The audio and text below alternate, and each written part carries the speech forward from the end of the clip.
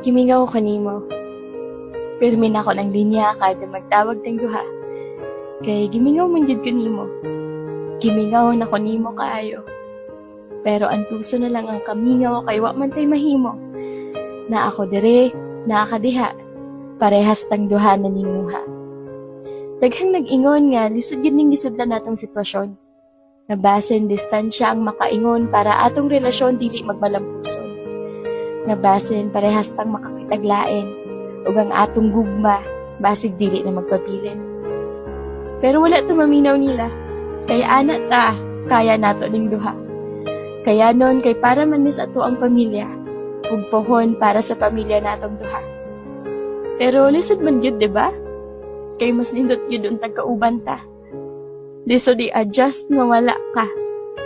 Kabalo ko nga dili ra ako ang galisod. Kabalo ko nga ikaw pod. Pero kaya man nato ni, 'di ba? Kaya no nato ni para natong duha. Dili lalim nga layo ta, pero distansya na ni.